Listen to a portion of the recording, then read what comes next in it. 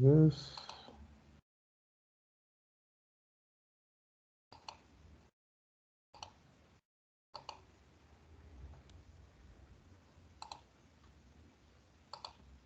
Okay, so on Unit 7, and the topic is embedded systems. So we'll cover just 3 learning outcomes. You should be able to define what we mean by an embedded system, list the characteristics of embedded operating systems, and briefly describe embedded Linux. Okay, so I think the term embedded system sort of describes a subsystem located within another system. Okay, but the embedded systems we know of today don't actually represent that picture. And I'll tell you what I mean by this later on. So we say that embedded systems basically reflects the fact that they are an integral part of a system.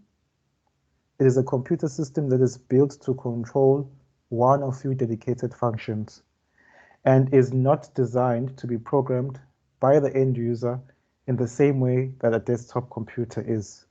So a desktop computer is not, it's a multi-purpose computing system. It's not an embedded system.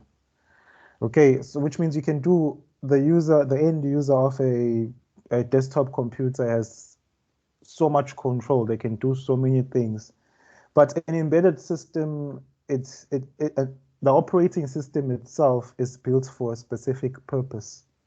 Okay, look at your TV. Okay, your TV has a particular system on it, and it's dedicated for that. You can't do anything further than that, as opposed to how a computer behaves. Okay, so it contains processing cores that are either microprocessors or digital signal processors.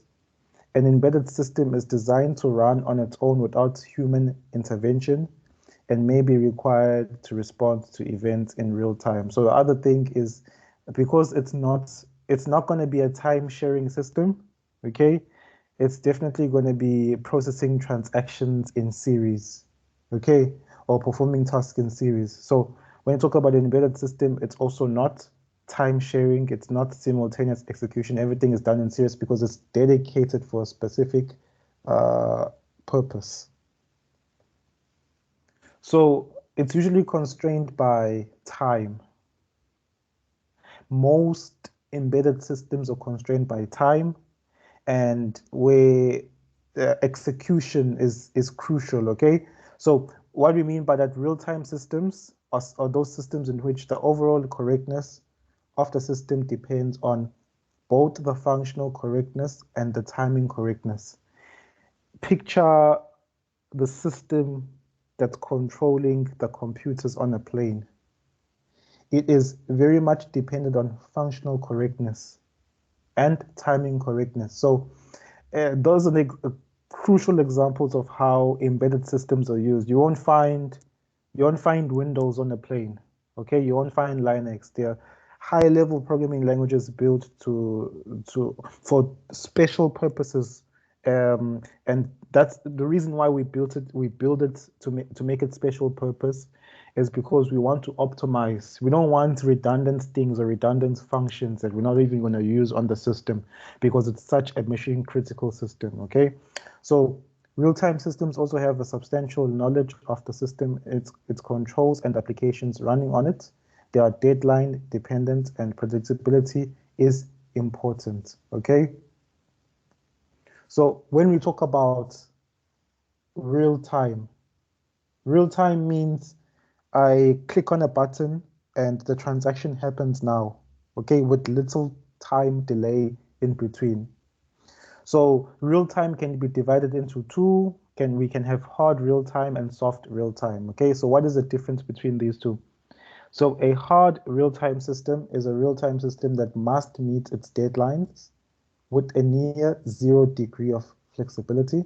Deadlines must be met, otherwise catastrophes occur. Okay, so example of, picture a car and the airbag system within a car.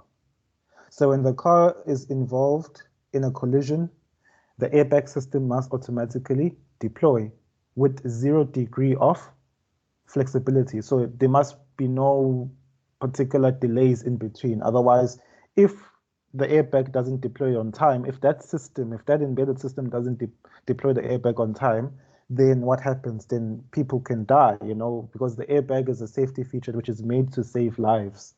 Okay, and soft real-time systems, a real-time system that must that it's deadline, but must meet its deadlines, but at the degree of flexibility. The deadlines contains various levels of tolerance, even statistical distribution of response times with different degrees of acceptability.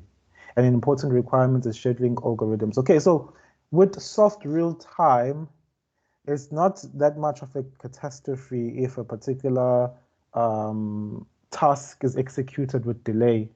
Okay, but with hard real time, they really must be accurate readings, accurate reporting. So planes, cars, robots on the road. Okay, all of those are hard real time. Soft real time, it's real time, but we can have a certain delay of time in between.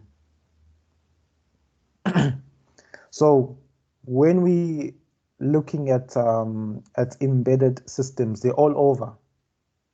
They are all over.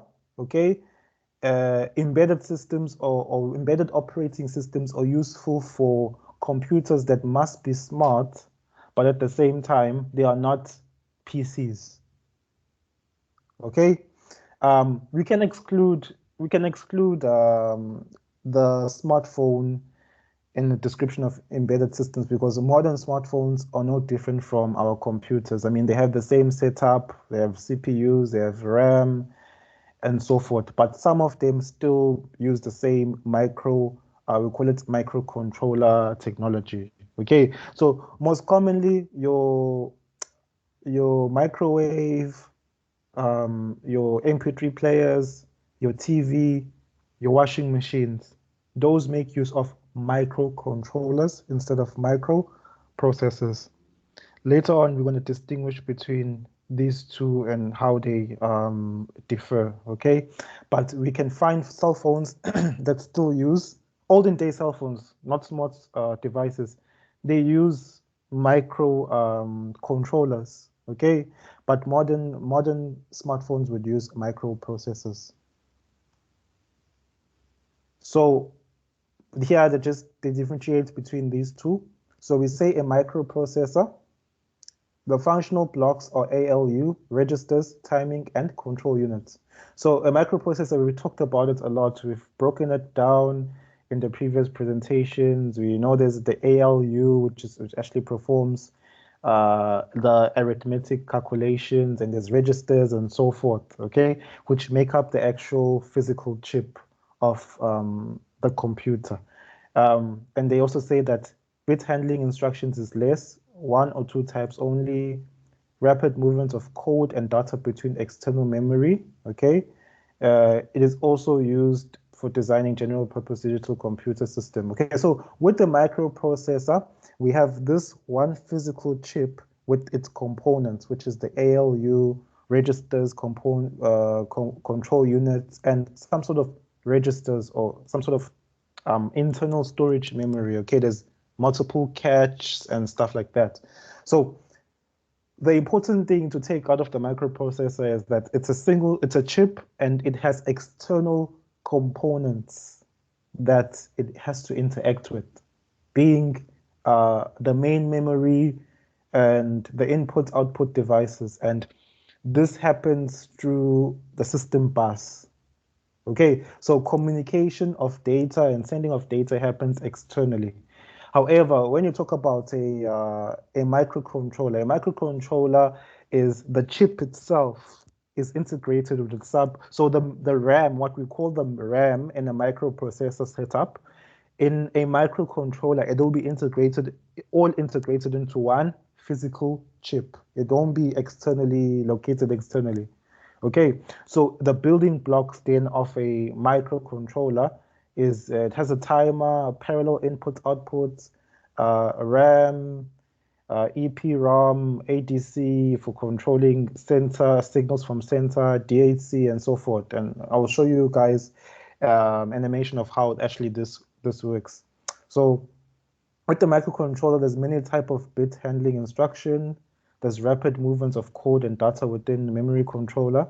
They are used for designing application-specific dedication systems. So this one, the microcontroller, we use it, we favor it in a embedded system, because remember, embedded system it has a smaller circuit board, a washing machine, a microwave. It'll have a smaller circuit board than that of your computer, and a less sophisticated one.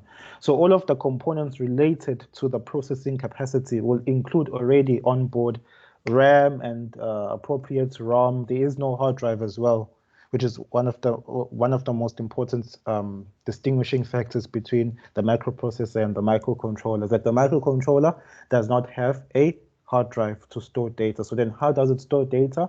We want to talk about that in the later slides. Okay, so this would be then example of the elements that make up a microcontroller chip. When you're actually looking at them, located on a computer, you can't really tell the difference. Okay, most of the time, a microprocessor, you can remove it. It's not really integrated onto the motherboard, so you can remove it and change it for another one. But a microcontroller, you cannot remove it. It is embedded onto the circuit of the particular machine, and it is there for dedicated purposes. Okay, so with the microcontroller, there is the processing chip component inside. There is the RAM for storing temporary data. Okay, there is a ROM for storing program data. So only programs that are running at runtime, they will store in a ROM. And there's also what we call the EP, okay, or WEP-ROM. And this is the permanent data storage. So instead of having a hard drive, we make use of this type of ROM, okay? Both ROM is, another term for ROM is flash memory. So we flash onto it, okay? And it is smaller capacity than a hard drive, but it provides us with some sort of permanent storage as opposed to RAM, which is temporary. So even with your microcontroller based embedded systems, you're gonna find that they make use of temporary data. So there is going to be RAM, but they also need to store certain things permanently. Okay, so those data that is stored permanently is flashed. And timers, okay, timer, very important for embedded systems, because most of them are based on time concentrates. Okay, so they're limited based on time. They need to be real time, so a timer has to be present to execute various tasks. But and also you notice that it also executes these things in parallel. It's what we call uni programming. Okay, so there's also parallel input output ports. There's serial input output ports, and then DA converter, okay, and AD converter. So remember that a real-time or embedded system would constantly be transmitting signals. It'll be transmitting data, and it'll also be receiving data or receiving signals from other sub-components.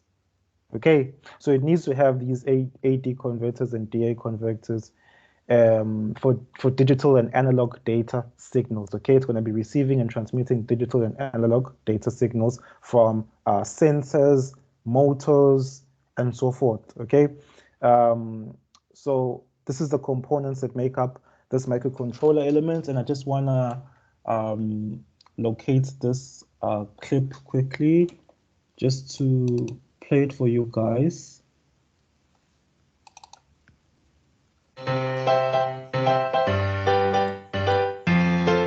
Can you hear the sound from this clip?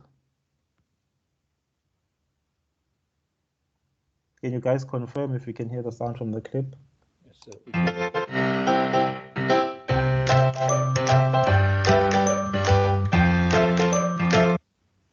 Yes, no, maybe. Yes, sir. You can hear I the can sound. hear it. Okay, Yes, sir. perfect. Perfect.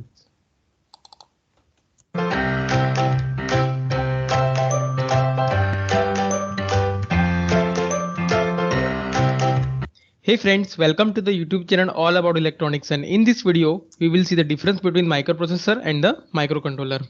So visually if you see any microcontroller or a microprocessor, there is hardly any difference between them. They almost look very identical, but they are different in many aspects. They are different in terms of the applications in which they are used. They are different in terms of the cost. They are different in terms of the processing power which they possesses, and they are different in terms of the power consumption. So today we will see the difference between the microprocessor and the microcontroller based on all these aspects. So first let us see the difference between them in terms of the applications in which they are used. So the classic example of a microprocessor application is a personal computer or a laptop. So using this laptop we can do a lot of stuff, like we can use it for the gaming, for web browsing, for photo editing, for creating documents, or we can use it for mathematical calculations, simulations, or a media streaming. I just want to pause there. So you can see the power of the microprocessor because you can perform spontaneous tasks. Okay, so what I mean by spontaneous tasks is that the tasks that you can execute on a microprocessor is not predetermined. It's up to the end user. You want to open a game, fine. You want to edit a photo, open it, launch it. You want to open up a web browser, open it. And the other concept about the microprocessor is that it is multi-programming, unlike a microcontroller, which is more used for uniprogramming purposes.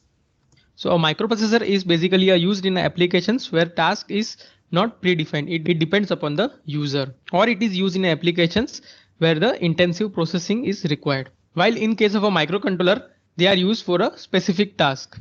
So based on the inputs which are given to the microcontroller, it does some processing and it gives the result as a output. So here the inputs could be a user inputs or the inputs which are coming from the sensors. So the examples of a microcontroller applications are like digital camera, washing machine, and a microwave oven. So if you see all these devices, the task which is going to be performed is predefined. Like in case of a microwave oven, once you set the power and the timing, it gives you the cooked food. Likewise, in the case of a washing machine, once you set the parameters of the machine, it gives you the clean and dry clothes. So basically a microcontroller is used in applications where task is predefined. Now let us see the difference between them in terms of the internal structure. So like I said earlier, the microprocessors are used in applications where task is not predefined. So they can be used for a very light application like creating a documents, or very intensive application like a gaming or a media streaming. So the amount of memory that is required depends upon the application. Okay. So if you see a one thing that they highlighted is the fact that the one is predefined, okay, which is the microcontroller, and the microprocessor, it's more spontaneous execution of tasks. Okay, so now they're talking about the internal structure and the fact that the microprocessor, because of the fact that it's multi-programming and it's spontaneous, it will require more memory. And hence, we cannot embed a fixed amount of memory within the microprocessor itself. That's why there's this separation of duties wherever a microprocessor is found, so that we allow for expansion of memory. Whenever an end user wants to add more memory, then they can add more memory based on their usage on the computer, okay? But with a microcontroller, you can't change it. Picture like a microwave and a washing machine. You don't need to change those things. They are fixed in terms of what it does. It's not bound to change based on anything. microcontroller chip, it only contains a CPU, which is central processing unit, and all the memory elements and the IO interfaces are connected to it externally.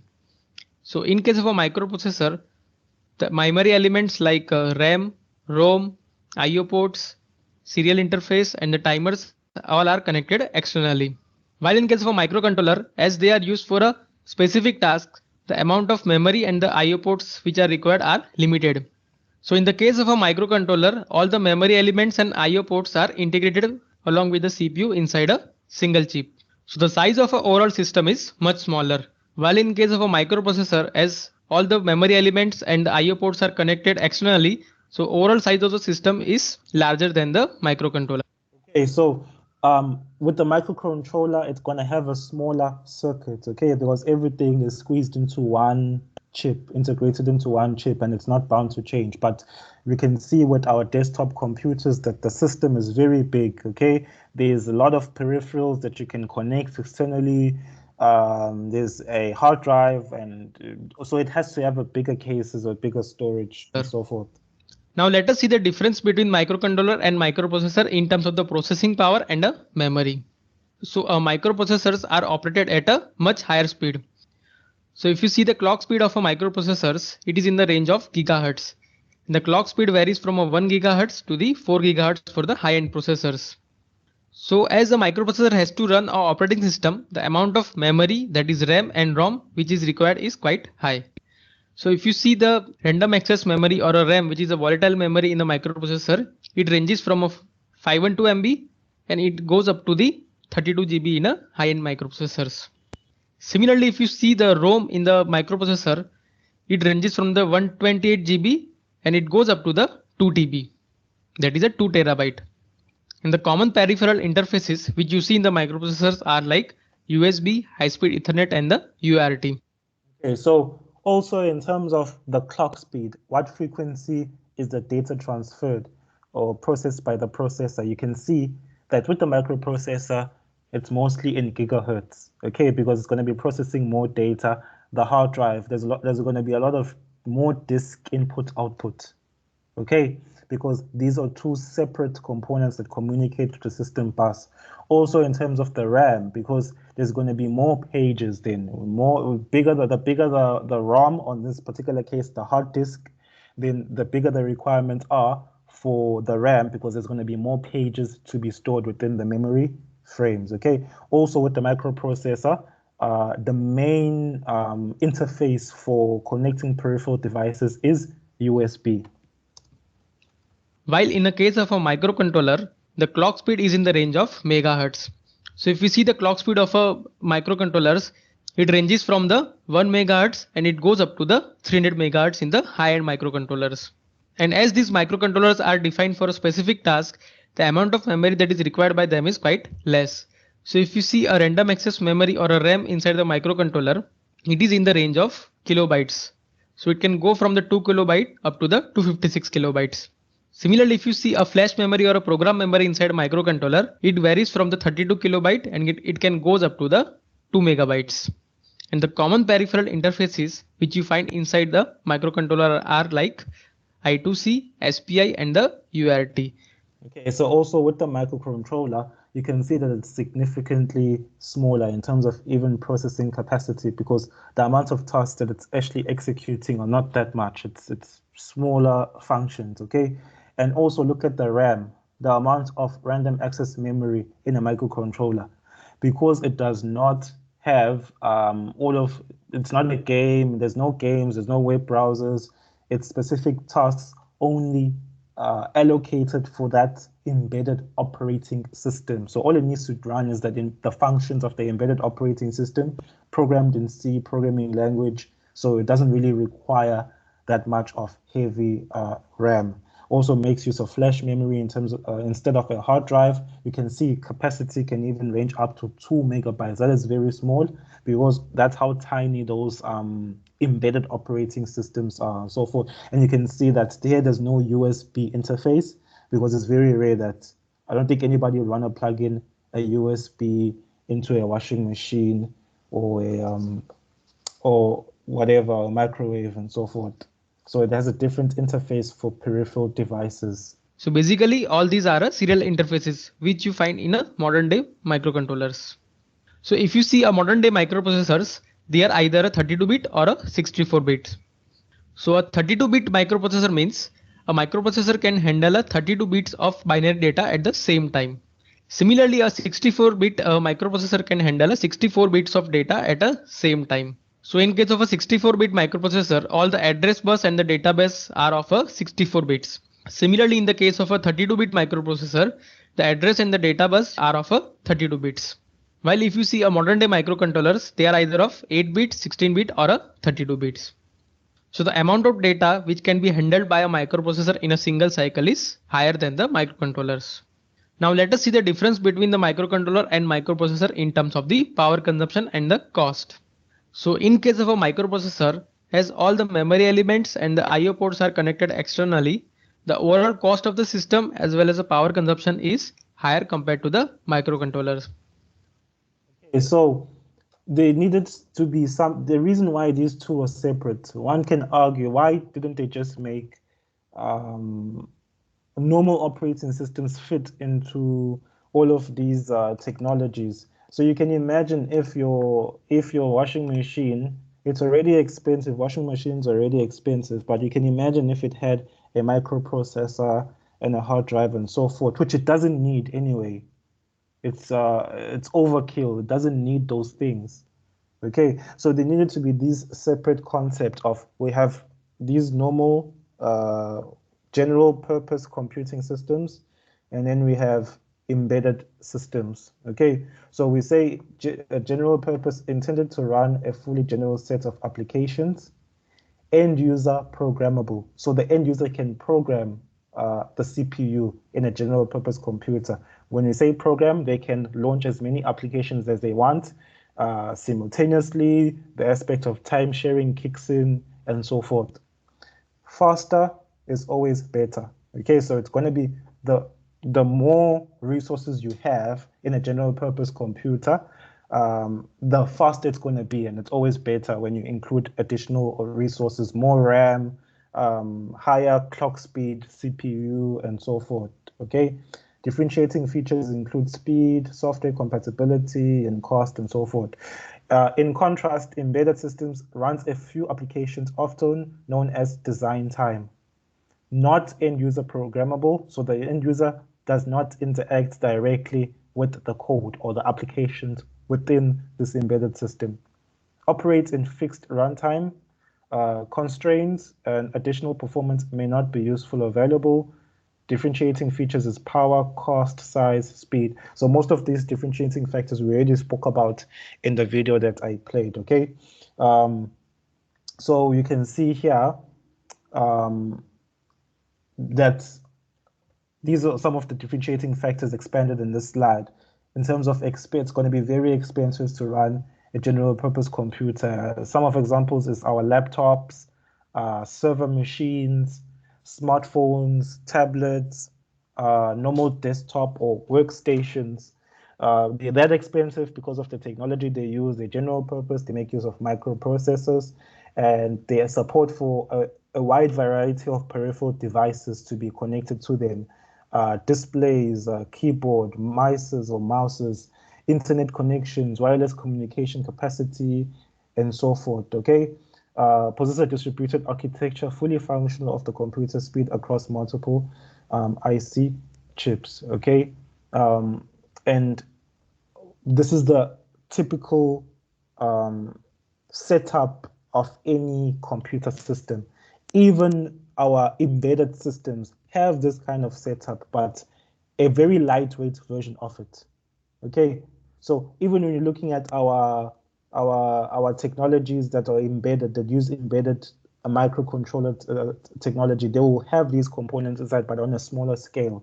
Okay, so a normal general purpose computer has the CPU externally, has the memory externally, has a externally built input-output controller modules, okay? And all of these components communicate through the bus, and there's different buses, the address bus, the data bus, and the control bus, which is not the same picture with the microcontroller technology. However, the microcontroller technology will locate all of these within the same physical chip. So some examples include communications mediums such as your routers, okay, cars, office equipment, our printers are examples of embedded systems, aeroplanes, home appliances, music players, TVs and entertainment equipment, medical equipment, robotics, gaming consoles, digital cameras, all of these make use of microcontrollers, okay? And most of them are constrained by time, which means when you perform a certain function on them, they must be able to give you feedback in real time. And they do this using some sort of built-in sensors, okay? If we picture, let's take the medical equipment, for example. So when they are scanning your heart rate or your pulse rate or whatever using this equipment, it is transmitting in real time. Okay, so that medical equipment is operational because it has an embedded operating system on board, and it's mounted and linked to sensors that are transmitting either digital or analog data back and forth. Okay, so what we can say is the key distinguishing factor between embedded systems and the normal systems that we know of, or general purpose computers, is in terms of processing capacity and in terms of memory, okay? So we find that in embedded systems, it's a mistake here. I should be saying make use of microcontrollers instead of micro processors, okay? And in terms of memory, it makes use of RAM and not hard disk or hard drives. So what would be an advantage of using existing commercial operating systems in our washing machines and all of those typical single-use technologies? What would be the advantage? Because there are versions of Linux that can be embedded into these different technologies. But what would then be the advantage is that if we're talking about a cell phone, okay, what would be the advantage of deploying Linux onto a cell phone? The advantage would be there is a familiar interface. Okay, so because the end user may be used to Linux on a desktop computer, now that they're seeing it on the phone, they're going to be familiar with the interface. Okay, disadvantage of adapting existing commercial operating systems, it is not suitable for real-time and embedded systems. So although you can use them, you can use Linux on a cell phone, which is it's a bit of I would say, I look at it as a hybrid kind of setup, okay? But you can't use it on something like it's not suitable for something like a microwave or a car airbag system where it needs real-time deployment, because those commercial operating systems that we use on our computer were not invented for that. They were invented to be general purpose, programmable by the user through a microprocessor and so forth. So that's the one disadvantage of them. Although you can load them onto certain devices such as smartphones, but they're not suitable for devices that need real time. Okay, so characteristics of an embedded operating system. So those operating systems are purely built for, and we'll talk about one such example later on. So certain operating systems were specifically built to run on these embedded technologies, and they have to have these particular capabilities, okay? Real-time operation, which means send data now, okay? I want to sense my heart rate. I want a true reflection of what's happening now, not what happened a few seconds ago, okay? Reactive operation, okay? They must be able to respond to external operations. A user clicking a button on a microwave, a user clicking a button on a washing machine. So there is reactive to operations, external events, okay? Configurability. So different vendors can use these embedded systems for their hardware. Similar to how you find in computers, there's different computer manufacturers, but they're all running similar operating systems.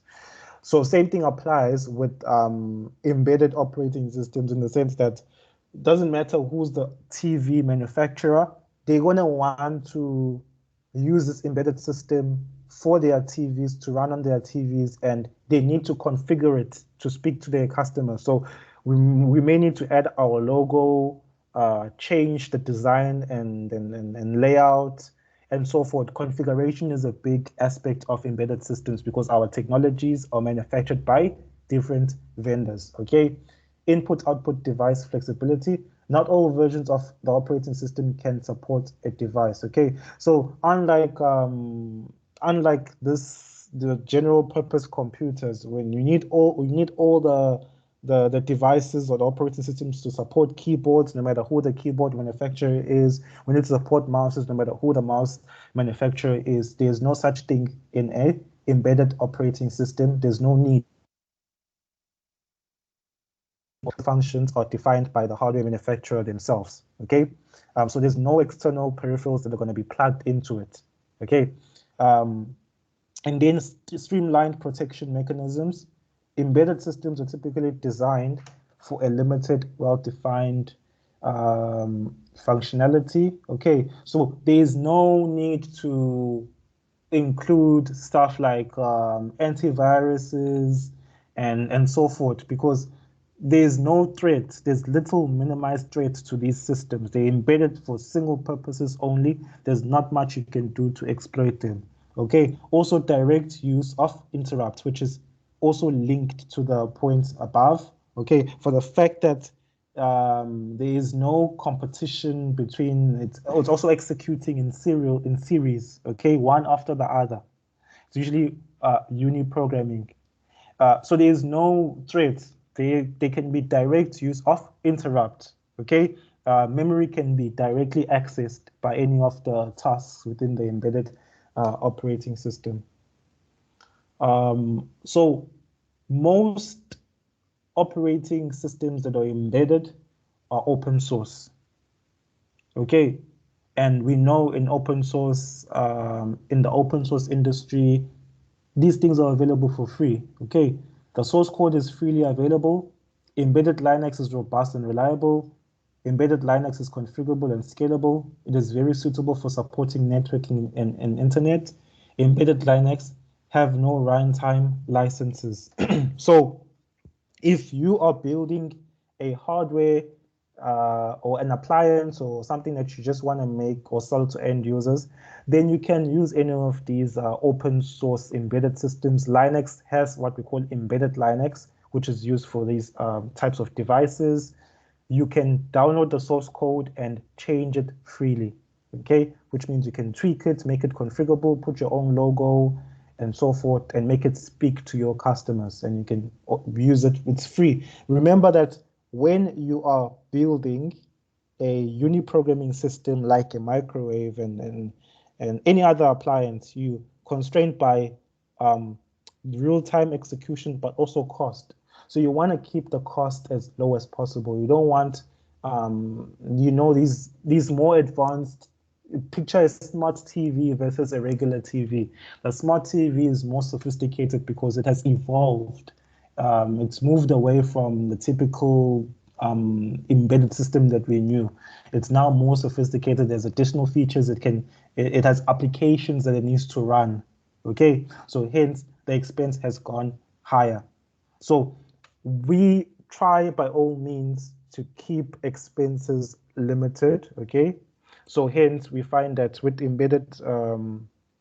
these embedded systems, they've open source is the way. Download open source code and then change it here and there. The last thing you need to worry about is now having to pay for licenses for the software that's going to run on your hardware.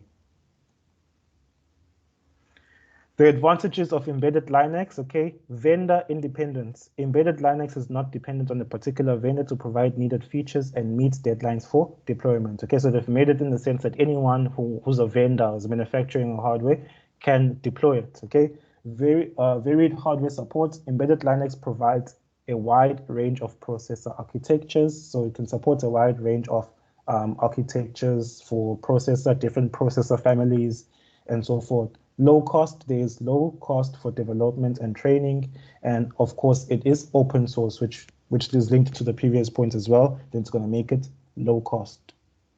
So some of the file systems that are found on an embedded Linux system. Okay, remember what a file system does? We spoke about it. We said Windows uses NTFS, and a file system defines how data is stored and retrieved from a storage medium. Okay, so in terms of how embedded systems store and retrieve data, these are the commonly used file system.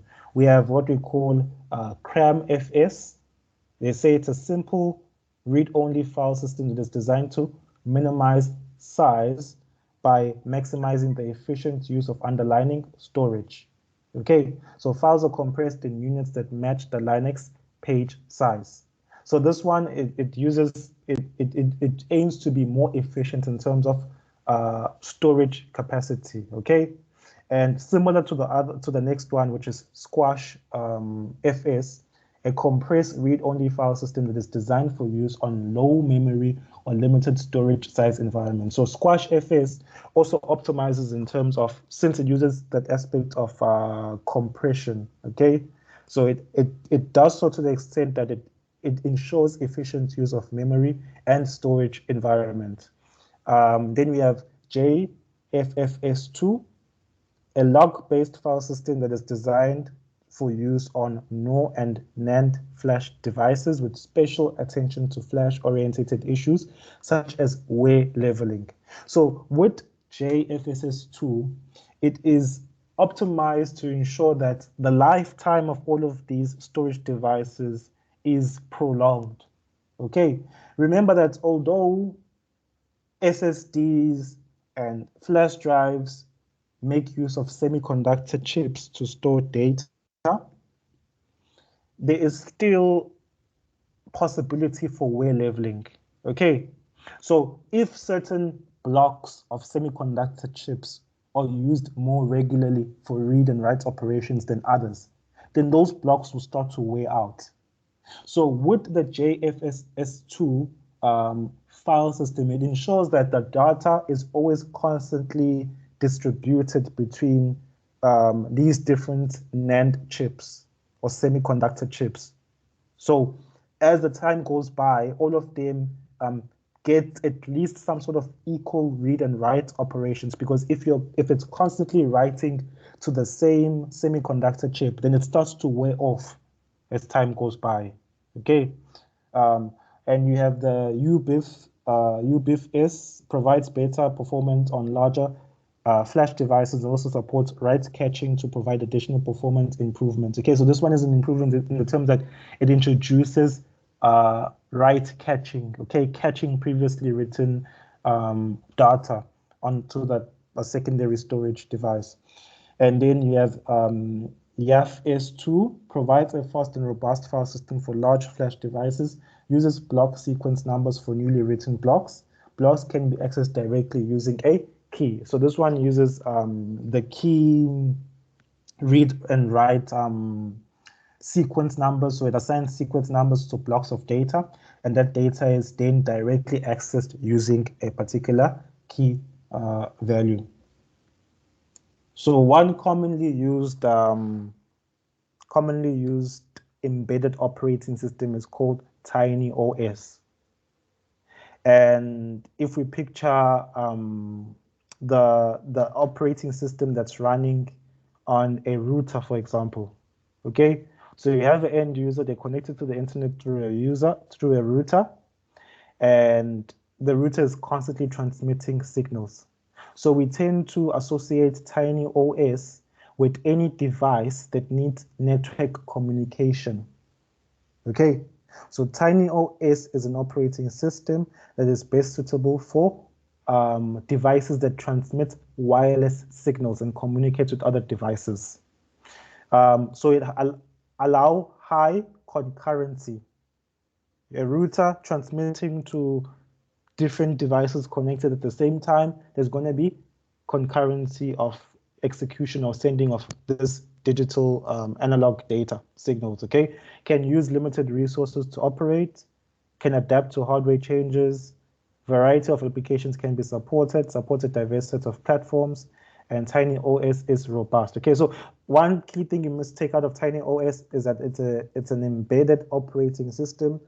It's open source, okay, and it is used to build sensor-driven technology, such as maybe a TV communication with the TV remote, a wireless mouse and keyboard, okay, with the Bluetooth dongle. So you'd have some sort of tiny OS on that particular dongle to enable the communication between or recognition for these wireless devices. So since TinyOS is an open source operating system, you can Google search for yourself TinyOS documentation wiki. So the documentation is freely available online. It'll tell you about the overview, the history of this TinyOS, how you go about installing TinyOS, and then all of the requirements, documentation, standards, hardware support lists, and so forth. So this TinyOS makes use of a scheduler because it does the processes or the tasks are executed in series. Okay, it's meant for smaller technologies, not a general purpose computer. So hence, it needs to use some sort of algorithm where these tasks are executed in series and they put into a queue. So whenever it needs to do something, it's put into a queue, and then whenever the other one is finished, then it puts in the other one into the microcontroller for execution. So TinyOS has to manage these resources, and I say resources, I mean the timer, the interrupts, and the counters, the program counters, and so forth. So in a dedicated setup, there is no policy for sharing. Okay, interrupts and counters are examples of dedicated TinyOS. A resource that is a subsystem needs exclusive access at all times. So in a dedicated resource interface, there is no sharing policies, and each component requires exclusive access to sending interrupts and incrementing the counter of the amount of pages that have been sent. Okay, so there's dedicated access. No other subsystem or resources can use it at the same time. But with virtualized resource interface, every client of a virtualized resource interact with it as if it were dedicated resources. Example of a clock or a timer. So in a embedded technology, if a particular task wants to make use of a timer, that timer will be virtualized. It's not possible to share a timer because the amount or the countdown will be different for the different tasks. So it needs to be virtualized, and each particular resource needs to experience this timer as if it was a dedicated timer for that particular resources. So the timer is one type of resources that is virtualized, okay, and shared between the different components within an embedded system. And then shared abstraction that provides access to a dedicated resource to an arbiter component. Arbiter determines which client has access to the resources at which time. Okay, so the arbiter component is the one that will be scheduling access time to this particular component, and it will be making use of the resource scheduler. Okay, so very short, that is unit 7, covering embedded systems. Okay, so I'll give you guys an opportunity to ask a question.